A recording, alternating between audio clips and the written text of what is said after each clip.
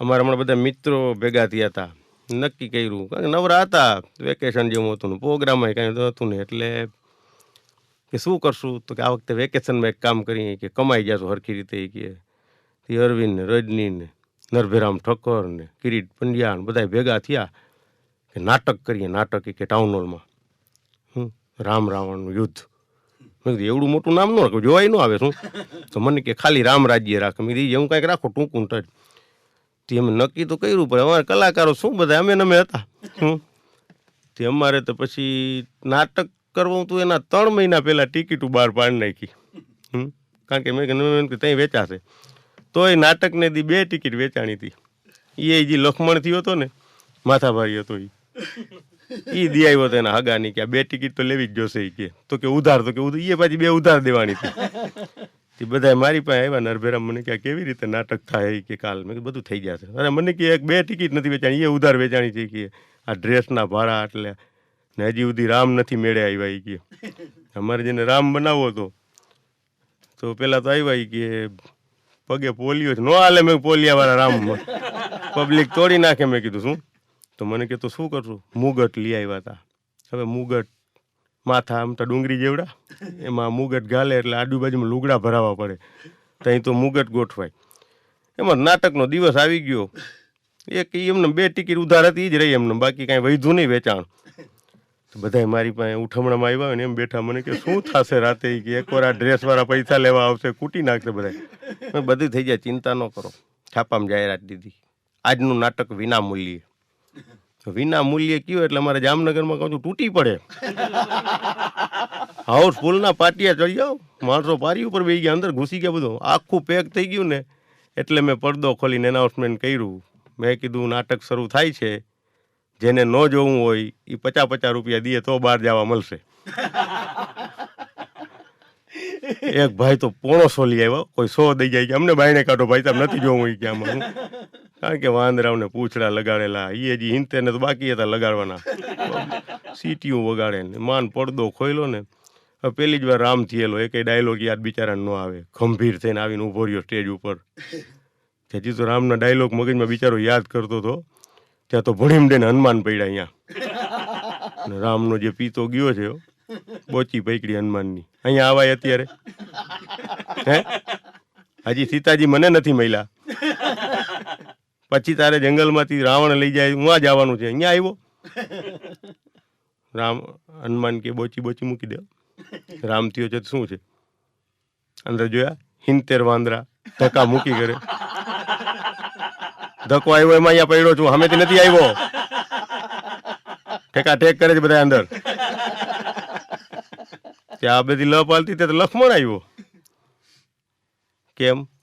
હનુમાનને કે કેમ મોટા ભાઈને દબાવસ? એ કોઈ નથી દબાવતો, બધું સમાધાન થઈ ગયું, હમણાં વાત થઈ ગઈ. શું ના ના કે આ બધી મગજમારી હાલતી ત્યાં રાવણ આવ્યો. એટલે તારે અહીંયા ક્યાં આવવાનું છે કે ભાઈ સાહેબ, હજી અમને તું વનમાં તો જવા દો. તો કે કેમ? અરે આ ભાઈ હું આવ્યો નથી, આવવું પડ્યું ભાઈ, આવવું પડ્યું. એમ નહીં, પણ વનમાંથી તારે સીતાજીને લઈ જવાના છે, હું વનમાં આવવાનું છે. બધી ખબર છે ભાઈ, મુદ્રિકા લઈને હનુમાન આવશે, હું બધી મને ખબર છે. તો પછી અહીંયા શું કામ આવ્યો? આવવું પડ્યું ભાઈ. 5 વાગ્યાના તમે મને આ ડાલડાના 10 ડબલા લગાડ્યા છે માથા ઉપર. હું થાકી જાઉં કે નહીં? એક 5 મિનિટ માટે લઈ લ્યો આ ડબલા, મારે બાથરૂમ જવું છે, નથી જવાતું અંદર.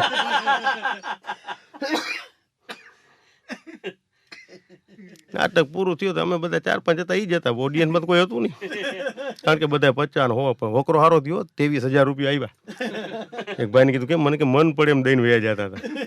એ લોકો તો બધા હજી કહે છે કે વસંતભાઈ રોજ રખાય હું નાટક. મેં કીધું કોક નળા તોડી નાખે રોજ. ખુશીમાં રાત વિતાવે છે ઘણા, ખુશીમાં રાત વિતાવે છે ઘણા, છતાં ગમની સાથે સવાર થાય છે. ક્યાંથી ચેન પડે દિલને હવે, જ્યાં જૂઠી મોહબ્બતના માર ખાય છે. દિલથી દિલના સોદા નથી, ફક્ત શરીરના વેપાર થાય છે. મુજરામાં રાત્રે ફૂલ વરસે છે, સવારે મંદિરમાં હાર થાય છે. સમજાતું નથી કે આ ખુદા હજી કેમ આટલો ઉદાર થાય છે. બે યુરોપિયનની વાત લઈ લઈ. બે યુરોપિયન ભારતની મુલાકાતે આવેલા. આમ તો એ લોકો ન આવે એ સારું, પણ હવે આવ્યા ત્યાં કાઠિયાવાડમાં ફરતા ફરતા શાક માર્કેટમાં બે ચડી ગયા. તે હવે કુદરતને કરવું છે એને તો કાંઈ બહુ ગતાગમ પડે નહીં. તે મરચાં લીધા બે, એક એક મરચું હો, પણ કેવું આમ લાલ ગુમ આંખમાં જર્જરી આવી જાય એવું. તે બે મરચાં લઈને જતા હતા, એમાં રસ્તામાં હાલતા હાલતા એક યુરોપિયને મરચું ખાધું. હવે એ તો ડૂચા જ કાઢી નાખે ને. તે એવો કોઈ સીટીયું વાગવા માંડી મોઢામાંથી હો, લાલ ઘૂમ ડોરા થઈ ગયા આંખોના, ચોધાર પાણી જાય આંખમાંથી. તે પેલો બીજો યુરોપિયને પૂછ્યું કે ભાઈ ચિંતાનું વરી શું થયું? કે હમણાં અમારા ભેગો ભેગો ટેસ્ટથી આવેલો આવતો હતો ને વરી પાછા રોવા માંડ્યો ચિંતાનો. એટલે જેને મરચું ખાધું હતું ને એને કીધું કે આપણે આવું કામ કર્યું છે, આને કહેવાય તો નહીં. એટલે ખોટું બોલ્યો કે વર્ષો પહેલાં મારા દાદા ગુજરી ગયા ને, કે એની યાદ આવી ગઈ ને એટલે રોડ છું. કે મજાનું, વાત પતી ગઈ. થોડેક આગળ ગયા પછી ઓલા બીજા યુરોપિયને ખાધું, એની એ જ હાલત, ધુવાણા નીકળી ગયા કાનમાંથી, આંખમાંથી ચોધાર પાણી જાય. તો ઓલો પેલો યુરોપિયન કહે ભાઈ મારે તો મારા દાદા ગુજરી ગયા ને એની યાદ આવી ગઈ હતી એટલે રોઉં છું, તું શું કામ રોસ? એટલે ઓલો બીજો યુરોપિયન કે હું ભાઈ એટલા માટે રોઉં છું કે તારા દાદા ભેગો તું કેમ ન ગુજરી ગયો?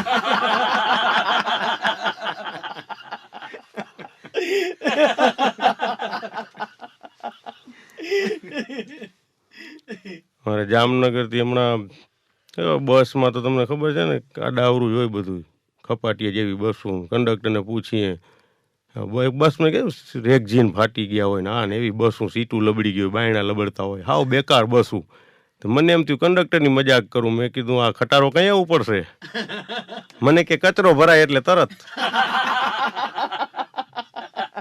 હરામ પડે એક શબ્દ. મને કીધું આવી બસમાં નથી જવું. વળી મેં એક બીજી બસ આવી હતી એમાં બેઠો. હવે ગમે એમ થયું હોય તે બેઠો ભેગું મને પૂછ્યું કંડક્ટરે, મને કે 15 વાળી ટિકિટ આપું કે 20 વાળી? હવે મેં કીધું આ શું કઈ થોડી ટ્રેન છે, માથાકૂટની બધું પછી સમજાય જ્યારે 15 વાળી કે 20 વાળી. મેં કીધું આપણે સસ્તી આપો ને ભાઈ 15 વાળી. 15 વાળી ટિકિટ લઈને હું તો બેઠો. હજી તો બસ અડધી કલાક હાલી હશે ને, હું ગચકી હું કે ઓચિંતાનો રોદો આવ્યો કે શું થયું ને, થી બંધ પડી ગઈ. બંધ પડી ગઈ. એમાં એક ભાઈ રાડ પાડી કે કંડક્ટર ઊભી રાખો, ઊભી રાખો. કે ઊભી જ છે ભાઈ. કે અમે તો કે શું થયું? કે તો કે ચીપટી આવી ગઈ. ચીપટી આવી ગઈ. એ ચીપટીને મૂકો ને અત્યારે બંધ થઈ ગઈ એનું કરો પહેલા. એ ચીપટી એમને રહેવા દીધી કાકાની. એમાં કુદરતને કરવું છે. મને કે કંડક્ટર કે ચાલો આમાં 15 વાળા કેટલા છે? 15 વાળા અમે 7-8 જણા હતા. તમે આંગળી ઊંચી કરી. મેં કીધું શું છે 15 વાળાનું? ચાલો નીચે ઉતરો. મેં કીધું કેમ? મને કે ચાલો ધક્કા મારો. તો અહીં ખબર પડી 5 રૂપિયા તેના ઓછા લીધા. અમે 7-8 જણા ધક્કા મારીને માન બસ ચાલુ કરીને ઓલો કાકો રાડું પાડે. એ કે ભાઈ કંડક્ટર આ ચીપટી. કંડક્ટર કે રાડા કરો માં, રાડા કરો માં. બીજો રોદો આવશે ને એટલે એની મેળાઈ નીકળી જાય. આમાં જો અત્યારે ઊભી રાખીએ ને પાછી કે તમારી ચીપટી કાઢવા જાય ને તમે બીજા 17 જણને આવી જાય કે આમાં કાંઈ મગજમારી તમે કરજો શાંતિ. હવે કાકા બિચારા બારી પાસે બેઠેલા, વારી ઘણીએ બારીમાંથી જુએ, એમ ફીડબેકર આવે ને એટલે રાજી થઈ જાય. એને એમ થાય હમણાં રોદો આવશે ને ચીપટી છટકી જશે. તો ડ્રાઈવરને વળી એમ થયું પાછો જો રોદો લેવા જાય ને તો નકામી ક્યાંક બસ બંધ થઈ જાય એટલે હળદોળ જ ન આવવા દઈએ. જેવું ફીડબેકર આવે ને એટલે એમ ધીરે ધીરે એટલે આવું 5-7 વાર થયું ને કાકાનો મગજ ગયો. એ કંડક્ટર આ ડ્રાઈવર કઈ જાતનો છે? 5 મોકા ગયા હાથમાંથી. કંડક્ટર કે કાંઈ ન થાય, અમદાવાદ પહોંચે ત્યાં સુધી ચીપટી ચાલુ જ રહેશે તમને, કારણ કે આમાં તમને આ રોદામાં એક ચીપટી કાઢવા જાય ને બીજા 17 જણને આવી જાય આમાં. અરે માન અમે પહોંચ્યા. પણ એકાદ વાત દર્દભરી અંતમાં લઈ લઉં કે જખમી કલમથી જખમી કવિ, જખમી કલમથી જખમી કવિ, તું એવું કાંઈક લખ, વેદના તો એવી થાય જમાનાને જાણે આંગળીમાંથી કોઈ ખેંચી કાઢે નખ. ન પીવડાવશો ગમના ઘૂંટડા અમને, ન પીવડાવશો ગમના ઘૂંટડા અમને, જમાનાએ બહુ પીવડાવ્યા છે વખ. કવિ તું એવું કાંઈક લખ, વેદના તો એવી થાય જમાનાને જાણે આંગળીમાંથી કોઈ ખેંચી કાઢે નખ. અને છેલ્લે લખ્યું છે કે પારકાનું દુઃખ નથી અમને, પારકાનું દુઃખ નથી અમને, અહીંયા તો પોતાનાએ દીધા છે દખ. કવિ તું એવું કાંઈક લખ, વેદના તો એવી થાય જમાનાને જાણે આંગળીમાંથી કોઈ ખેંચી કાઢે નખ. ગમે ત્યાં જો તમારો દ્રષ્ટિ હાસ્યની હોય ને તો દર્દમાંથી હાસ્ય મળે. ઘણા જો મારી બાજુમાં એક ભાઈ છે, શમશાન યાત્રા નીકળી તો ઠાઠડી આમ જોઈને કે ગુજરી ગયા. એટલે હવે આને શું સમજાવું? તો ડોણી ઉપાડી તેની પાસે ગયો કે ગુજરી ગયા લાગે છે નહીં? ઓલા ભાઈ કે ના, આને બપોરના હોવાની ટેવ છે ને અમને ઉપાડીને ફેરવવાની ટેવ છે. હવે લોહી નાપ્યો. હા હા, અરે શમશાન ઉપર બોર્ડ માર્યા ઘણી વાર. એક ગામડામાં મારો પ્રોગ્રામ હતો, આખા ગામમાં વેલકમ વસંત પરેશ વેલકમ. શમશાન ઉપર મારી આવ્યું હતું બોર્ડ. હે, અહીંયા મુંબઈમાં તમારે ટ્રેનમાં જે ગળદી હોય છે એ તો ઠીક છે, પણ અમારે સૌરાષ્ટ્રમાં એવું નહીં. અમારે સૌરાષ્ટ્રમાં બસમાં શું છે, કોણીયું ભરાવીને ચડી જાય ભાઈડા. એમાં કાંઈ રિઝર્વેશન ન હોય. હમણાં એક બસમાં હું જતો હતો, મેં તો અંદર જઈને હું તો બેસી ગયો. તો એક ભાઈ આવ્યા, મારી બોચી પકડી. મને કહે દાઢી ઊભો થા. મેં કીધું કેમ? અમારામાં શું ને રૂમાલ ને ટુવાલ ને એવું મૂકી દઈએ એટલે જગ્યા રોકવા. તો મેં કીધું કેમ? મને કે ઊભો થાને આવે કે એમની વહુ એ રૂમાલ મારો છે. મેં કીધું એમ તો તું મારી વહુ ઉપર ટુવાલ મૂકી દે એટલે તારી થઈ જાય. આમાં રિઝર્વેશન જોઈ. મેં કીધું પણ એ જરાક આકરે પાણી હતો ને આપણે કાંઈ મગજમારીમાં ઉતરીએ નહીં એટલે એને બેસવા દીધો. હું ઊભો થયો. હું તો ઊભો તો એમનો એક તો તન રાતના ઉજાગરા. એમાં કુંજણે ક્યાંથી જોશથી ધક્કો આવ્યો ને તે મારી આગલી સીટમાં એક તાલવાળા ભાઈ બેઠા ત્યારે હાથ મુકાઈ ગયો માથે. મને કહે ભાઈ ધ્યાન રાખતા જાઓ, ધ્યાન રાખતા જાઓ. મેં કીધું યાર ધક્કા પણ ધક્કા ધ્યાન રાખને. મને કહે અમારા બેની આ મગજ મારી હાલતી હતી, એમાં બીજો જોશથી ધક્કો આવ્યો ને બે હાથ તાલ ઉપર મુકાઈ ગયા. મને કે બેહી જા, માથે બેહી જા. મેં કીધું બેહી જાઉં પણ એક શરતે. મેં કીધું તમે જાલી રાખજો, તાલમાં તેલ નાખ્યું ક્યાંક લપટી જાય. એક શબ્દ નથી બોલ્યો. હા, પણ એ મજા છે આખી. ટ્રેનની વાત, આ બસની વાત લીધી, ટ્રેનની એકાદ વાત લઈ લો. અમને તો જો કે આ બધા ફર્સ્ટ ક્લાસમાં બોલાવ્યો ટ્રેનમાં, પણ અમે ફર્સ્ટ ક્લાસમાં ન જાય, અમે સેકન્ડ ક્લાસમાં જાય. કારણ કે જોક બધા સેકન્ડ ક્લાસમાં મળે, ફર્સ્ટ ક્લાસમાં ના મળે. ફર્સ્ટ ક્લાસમાં જાજો તમે, લ્યો મજા જ નહીં આવે. બધા કોટ ટાઈવાળા બેઠા હોય. આપણા હામું ન જોઈ જાણી કેમ આપણે એનો બાપ માર્યો હોય. ઇંગ્લિશ મેગેઝિન કાઢે, હરામ પડે કોઈ થેપલા કાઢે તો. સાંજના 6 વાગે આવો બ્રેડનો કટકો કાઢે, માખણ લગાડી કૂતરાની જેમ ખાઈને હોઈ જાય. ના સેકન્ડ ક્લાસમાં આવવા જ કહું છું. ચાપું ખોઈલા ભેગું સામેના પાણા એટલું પાણું ખેંચી લ્યો પૂછ્યા વગર. આપણને એમ થાય 2 પાના વાળું છાપું છે, પાછું આપણું છાપું આપણને સંભળાવતું હોય. હમણાં એક કાકાએ મારી પાસે છાપું લઈ લીધું. મને કે હા હા ખટારો ઊંધો. મેં કીધું છાપું ઊંધું છે.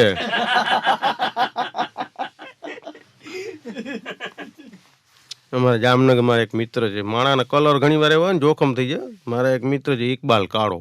એ પણ કાળો થી કેવો ખબર છે, થૂક કાઢે થૂકે કાળું નીકળે એવો કાળો.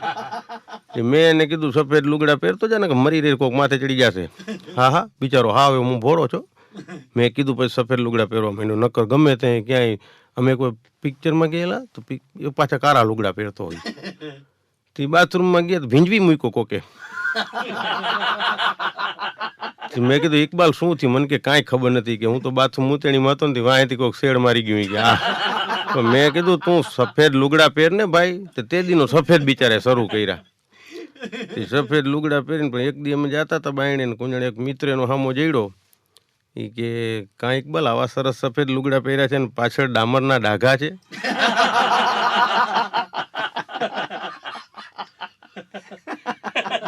બાલકી હવે ડાઘા ક્યાં છે? હવે એ તો પેન્ટ જરાક ફાટેલી છે.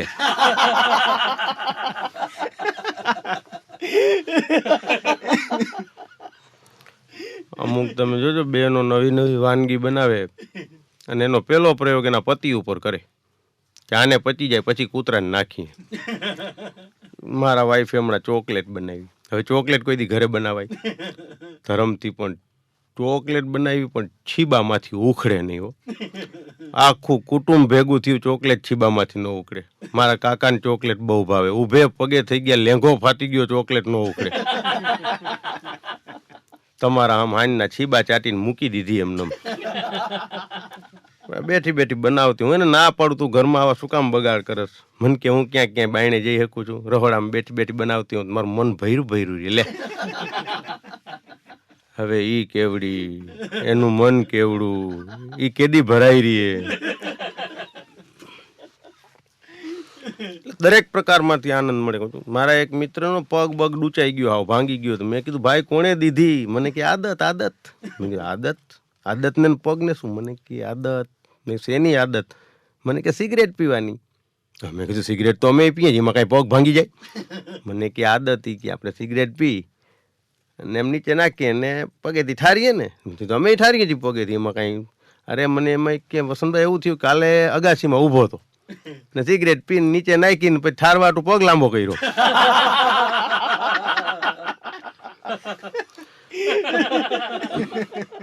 ભાંગી જ જાય ને ભાઈ. એ માણાના એક પ્રકાર છો.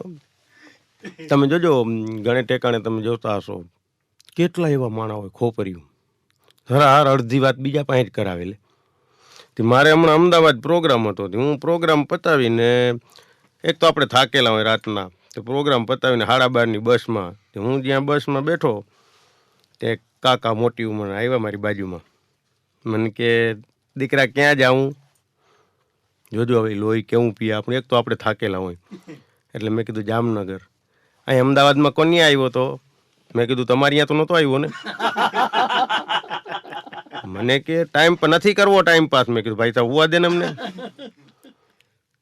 કેવા છો? મને કે જાતે. મેં કીધું અમે એકેય જાતના નથી ભાઈ સાહેબ, શું કામ લોહી? મને કે ગરમ ના થાય એમ બતાવ ને, એમાં શું છે? એટલે મેં કીધું લોહાણા છીએ. એમ ક્યાં જાવું છે? ક્યાં? મેં કીધું જામનગર. ત્યાં રહેતા હશો નહીં? મેં કીધું ના ના આમ તો જાઉં છું. ત્યાં રહેતા હોય તો જ જાય ને. અચ્છા અહીંયા કોની આવ્યો તો? અમદાવાદ. નહીં તો અમદાવાદ કલાકાર છું ને, મારા બનેવી અહીંયા રહીએ. એમ હગા બનેવી? બનેવી જ હગા જ હોય ને. મેં કીધું હવે હોવા દેજો. મેં કીધું મને શું થોડીક વાર હું તો હોઈ ગયો હતો. ત્યાં તો કંડક્ટર આવ્યો એટલે મને કે ટિકિટ. એટલે મેં જામનગર એક આપો. કંડક્ટર કાકાને પૂછ્યું કે તમને આ ભાઈને આપી, મને આપો જામનગરની. પણ તું મને શું કામ વચમાં લેસ બાપા? તારી રીતે લઈ લે ને જામનગરની ટિકિટ લઈને. મને કે હવે હોઈ જશે. મને એમ કે આવડો ગઈઢો છે, નીંદર નહીં આવે ને. હું તો જેમ હરકું જરાક જોલું આવ્યું ને એટલે મને કે મોંઘવારી વધી ગઈ નહીં, એટલે મારે હા તો પાડવી પડે.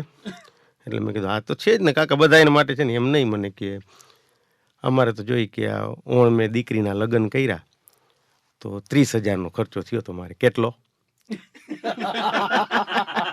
એટલે મારે કેવું પડે 30,000. એટલે મેં કીધું 30,000. પછી કે મારી એક વિધવા બેન છે અને એના છોકરાને જનોઈ દેવાની છે. ગમે એમ તો બેન ને વિધવાનો, આપણે તો એના છોકરાને જનોઈ દેવી છે. 5 હાથનો ખર્ચો ભલે થાય પણ કરવો પડે ને. કેટલો? એટલે મેં કીધું 7,000. પાછું કે મારે બાજુમાં એક મોબેલી બેન બનાવી છે, તો એ બિચારી હાવ એકલી છે, તો એ કે સમૂહ લગ્ન બેવાની છે. તો એને કીધું કે 5,000 જોઈ કે તમે દિયો ને, તો એ કે મારે ગોઠવાઈ જવાય કે શું. એટલે એ એક પાછો માથે 5,000નો ખર્ચો ઊભો છે. કેટલો? એટલે મેં કીધું 5,000. પાછું કે સૌથી નાનો છોકરો મારો છે એ કે એના તો જો કે આવતા વર્ષે લગ્ન કરવા છે, કારણ કે હમણાં બધે તો પહોંચી ન વરાય ને 1 જ વર્ષમાં. એટલે એને આવતે વર્ષે દીકરાને પરણાવશું તો એ વખતે 25,000નો ખર્ચો તો સાચો જ. કેટલો? એટલે મેં કીધું 1.5 કરોડ રૂપિયા. મને કે 1.5 કરોડ કેવી રીતે? અરે મેં કીધું જામનગર સુધીમાં તારા ખાનદાનનો ખર્ચો એમાંથી બાદ કરી રાખજે. મેં શું તારો ઠેકો લીધો જ? મને કે તમે તો ગજબ ના જોઈ કે નો આપણને હક કરવા દે માણા. કહું છું ને ગમે એવી વાત લઈને. હા, આ બસની વાત લીધી ને એટલે વચ્ચે એક વાત લઈ લઉં. હું એકવાર રાજકોટ જતો હતો પણ બસમાં એવી ગળદીઓ, ક્યાંય નાખી નજર પહોંચે નહીં. એમાં એક ઠેકાણે થેલી પડી હતી. એટલે મેં ઓલા બાજુવાળા ભાઈને પૂછ્યું, મેં કીધું આ થેલી કોની છે? એટલે કાંઈ જવાબ ન દીધો કોઈએ. એટલે મેં બીજી વાર પૂછ્યું, મેં કીધું આ થેલી કોની છે ભાઈ? તો કોઈએ કાંઈ જવાબ ન દીધો. મેં જોશથી રાડ પાડી, મેં કીધું આ થેલી કોની છે? થેલી? કાંઈ જવાબ નહીં. બસ ઉપડી ને એટલે થેલીની બાજુમાં જે બેઠા હતા ને ભાઈ સીટમાં, એને રાડ પાડી આગળ. મારી આગળ એક ભાઈ ઉભા છે. ઓ ફાકડું ડીન, અહીંયા આવતો રે, અહીંયા બેસી જા. મારો તો જે મગજ ગયો છે, મેં કીધું હું 1.5 કલાકથી મનમાં કીધું રાડું પાડતો તો મારે એટલે મારો પીતો ગયો એટલે મેં કીધું તે હું 1.5 કલાકથી રાડું પાડતો હતો તો મને કહેવાતું નથી તારે અને હવે ઓલા પકડુડીને બોલાવસ મને કહે ગરમ ના થાજો ભાઈ ગરમ ના થાજો તમે બેસો તો તમે બેસી જાઓ મેં કીધું તો ઠીક છે બાકી પકડુડીને ના બોલાવજો હું કહ્યું તો પૂછું જ તને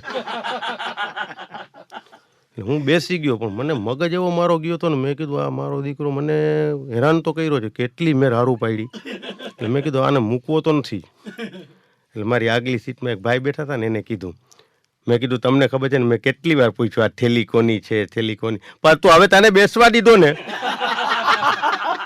તને મેં બેસવા દીધો ને હવે શું કામ આગળ વાળાને કે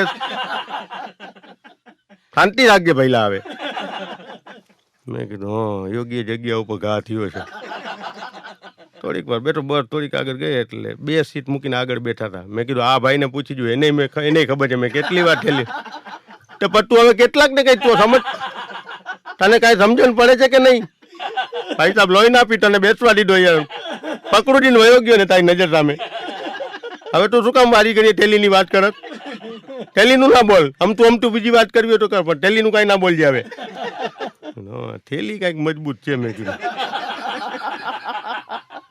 એટલે હું પાછળ ફર્યો પછવાડે જી ભાઈ બેઠા મેં કીધું તમે સાંભળતા હતા ને મેં ઠેલીનું વારી તું શું એને ઠેલીનું તું લે કાંઈ સમજણ પડે છે તું મારું લોહી ના પીજે ભાઈ સાહેબ હવે ઠેલીનું મહેરબાની કે તને મારા તમ છે તું ઠેલીનું કાંઈ ના બોલજે ભાઈ મારી બાજુમાં જે હાવ ભાઈ બેઠા હતા ને નજીકમાં જ મેં કીધું આ ભાઈને જો ભાઈ ઠેલીનું નહીં હો કાંઈ ત્યાં કંડક્ટર આવ્યો એટલે મેં સીધી ઝપટ કરી મેં કીધું કંડક્ટર મેં તમને 2 વાર પૂછ્યું ના ઠેલી પાતો શું હવે કંડક્ટરને ને બધાને ઠેલી છે ઠેલી એકવાર ઠેલીનું ના બોલ મારા બાપ હું તને એમ બધી લ પાલતી હતી ને થોડીક વાર થઈને શાંતિ થઈ ગઈ મેં આમ જોયું ભાઈ ગુમ થઈ ગયા મેં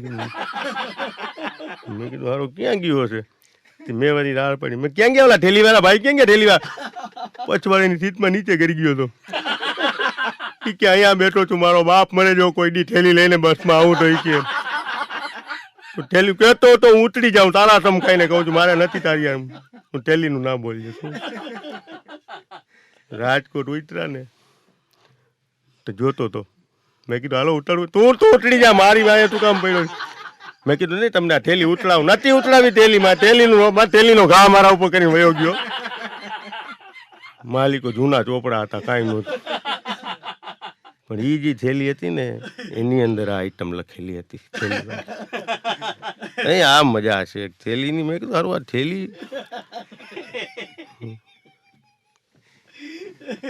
હમણાં એક બેનને ઘરે મને કે ચા પાણી પીવા આવજો હું ઘરે ગયો બેનનું નામ ચંપાબેન સોફા ઉપર જઈને બેઠો એક છોકરી આવી હળી કાઢતી એટલે મેં કીધું હા બેબી મન કે મારી દીકરી છે ચંદ્રમુખી થોડીક વાર થઈ એટલે બીજી એક છોકરી દખ્તર લઈને આવી મેં કીધું હા તો કે મારી બીજી દીકરી સૂર્યમુખી ચંદ્રમુખી મેં કીધું ઓહો ત્યાં થોડી કાઢ તો એક છોકરો આવ્યો મેં કીધું આ તો કે મારો દીકરો છે ડોલર હા મેં આખો બગીચો ઘરમાં હાલવો લાગે ચંપા સૂર્યમુખી ચંદ્રમુખી ડોલર મેં કીધું આ બગીચાનો માળી ક્યાં માળી હાથમાં ઘાસલેટનું ડબલું લઈને આવ્યો કે આ આવ્યા એના પપ્પા ગુલાબ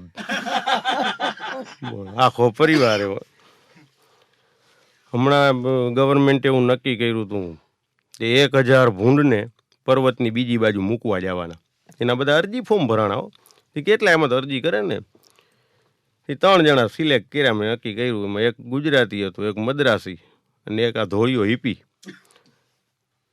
ત્રણે નક્કી કર્યું કે 1000 ભૂંડને પર્વતની ઓલી બાજુ મૂકી આવે એટલે 10,000 રૂપિયા આપે ગવર્મેન્ટ મદ્રાસી કે 1 સેકન્ડ થાય કે ભૂંડ શું ગમે એને ઓલાની નાખી આવી ઓલી બાજુ 1000 ભૂંડ આપ્યા મદ્રાસીને અડધે સુધી પર્વત ઉપર પહોંચ્યો હતો ને રાડ કરતો પાછો આવ્યો ઓહો ભાઈ આપણું કામ નહીં આ જુલમ ગંધ મારે જોતો ખરા ભૂંડળાઈ આપણો નહીં મેળ પડે પહેલાં આમાં કે નથી જોતા 10,000 કે આલ્યો 5 હું તમને જોતા સદાય બાકી આમને કોઈ ગુજરાતી ગયો એ પોણે સુધી પહોંચી ગયો પણ શું ઉપકા થયા જો પાછો આવ્યો ઊંધો કે ભાઈ જુલમ વાસ આવે છે ભાઈ સાહેબ કે રહેવાતું નથી થોડા ખાટું ગયા 10 પણ ભલે ગયા કે નથી રહેવાતું કે એ પાછો છેલ્લે ઓલો હિપી ગયો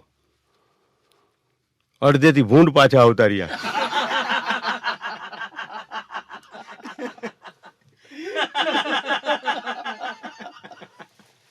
અમે તો આવું ઓબ્ઝર્વેશન કરીને જોક લેતા હોય. અમારે જામનગરમાં કોઈ હમણાં સિટી બસમાં બેઠેલો, કોઈ દી બેવું નહીં, પણ બેઠો મારી બાજુમાં એક કાકા આવીને બેઠા. હવે ગમે એમ હોય થોડીક વાર થાય એટલે કાકા કંડક્ટરને કહે, કંડક્ટર હવાઈ ચોક આવે ને એટલે કહેજે. વળી થોડીક વાર થઈ, 2-3 સ્ટોપ ગયા એટલે વળી કાકાએ કીધું કંડક્ટરને કે કંડક્ટર હવાઈ ચોક આવે ને એટલે કહેજે. કંડક્ટર ડોકું હલાવે, કાંઈ બોલે નહીં. વળી 2 સ્ટોપ ગયા એટલે કાકો કહે કે કંડક્ટર હવાઈ ચોક આવે ને એટલે કહેજે. એમ કરતાં હવાઈ ચોક આવી ગયું. પછી મેં કાકાને કીધું, મેં કીધું કાકા ઉતરી જાઓ, હવાઈ ચોક આવી ગયું. કાકા તો ઉતરી ગયા. પછી મેં ઓલા કંડક્ટરને કીધું, મેં કીધું ઓલો કાકો તને 3 વાર પૂછતો તો તારે મોઢામાંથી ફટાય નહીં. કંડક્ટર મને કે તમને ના ખબર પડે, નકામો ઝઘડો થઈ જાય.